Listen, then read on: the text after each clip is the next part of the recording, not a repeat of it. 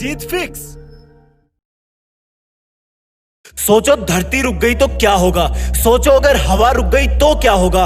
सोचो अगर किसी ट्रेन का सफर 2000 किलोमीटर है और वो 400 किलोमीटर पर जाके ही रुक गई तो क्या होगा। सोचो अगर पूरी पृथ्वी का पानी समंदर में ही जम करके एक जगह पर रुक गया तो क्या होगा। सोचो अगर डॉक्टर ऑपरेशन करते करते बीच में रुक गया तो क्या होगा। सबका एक ही जवाब है कि उनका होना ना होने के बराबर हो जाएगा। धरती घूमने से रुक गई तो उसके होने का कोई फायदा नहीं, असंतुलन हो जाएगा, जीवन समाप्त हो जाएगा।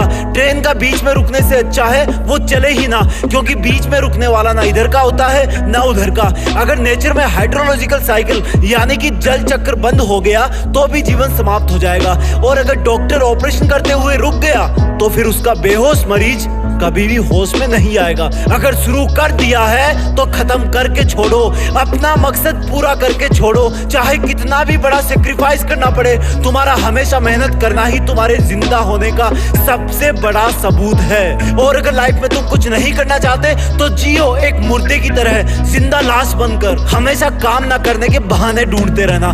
बिजली चली गई तो मोमबत्ती जला के पढ़, जिम जाने के पैसे नहीं है तो बाल्टी में पानी भर के बाइसेप बना, धरती पर पसीना बहा के सिक्स पैक बना। अगर मोबाइल में नेटवर्क नहीं आ रहा तो किसी और के मोबाइल से बात कर, खत्म कर और काम पर लग जा। वेट मत कर नेटवर्क के आने का। अगर स्टैंड पर बस नहीं आ रही तो भीड़ से थोड़ा हटकर स्मार्टफोन में खोए हुए इंसानों की तरफ देख के सोच कि तू आज इस भीड़ का हिस्सा क्यों है। नहीं चाहता था ना तू भीड़ का हिस्सा बनना, तो फिर जो शुरू तूने किया है उसको खत्म कर। चाहे तू किसी भी टाइम में हो, किसी भी जगह पे हो, किसी भी मौसम में हो। बड़ी बड़ी दिक्कत यह है कि तुम बार बार घड़ी की तरफ देखते रहते हो।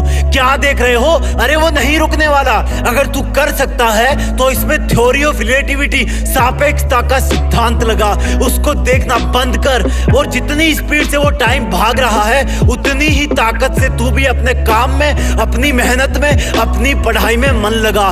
जब तुम भी नॉन स्टॉप मेहनत करोगे तभी तुम टाइम के साथ ढल पाओगे। किसी महान काम को अंत तक अंजाम देने के लिए लगातार काम करना पड़ता है। अगर कोई महाराजा युद्ध करने जाता है तो वो अंत तक लड़ता है, जब तक वो विजेता ना बन जाए या फिर जब तक उसके प्राण ना चले जाए। आज तुम्हें कोई दुश्मन के पास नहीं भेज रहा, क्योंकि ऊपर वाले को पता है कि तुमने तुम्हारा सबसे बड़ा दुश्मन खुद को ही बना रखा है, जिससे तुम कभी जीतना तो छोड़ो, जीतने की सोचते भी नहीं। जिस दिन तुम दुनिया को डील करने से पहले खुद को डील करना शुरू कर दोगे उसी दिन से तुम जिंदा माने जाओगे, क्योंकि तुम्हारा खुद के काबू से भागना ही तुम्हारी मेहनत को बीच में रोकने की सबसे बड़ी वजह है। तुम्हें कोई जबरदस्ती नहीं रोकता है, ये तुम्हारी इंद्रियों का स्वार्थ है, जिसको काम चोरी में मजा आने लगा है। थकना नहीं पड़ता, पसीना नहीं बहाना पड़ता, आंखें किताब में नहीं घुसानी पड़ती, मीठे मीठे काल्पनिक सपने देखने में कोई दिक्कत नहीं होती। धीमे चलो या तेज चलो लेकिन चलते रहो, लेकिन इतना धीमे भी मत चलना कि टाइम तुम्हें पछाड़ दे, क्योंकि सब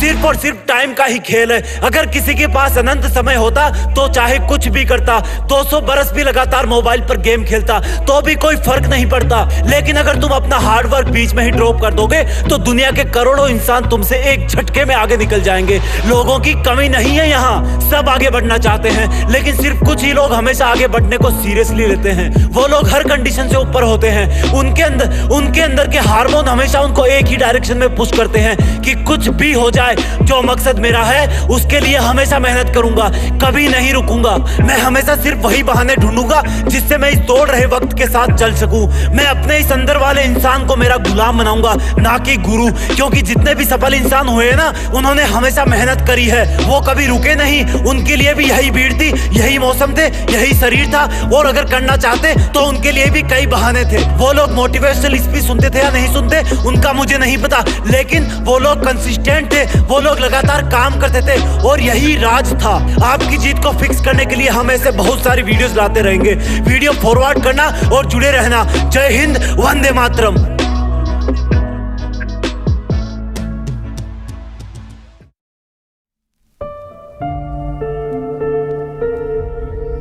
जीत फिक्स।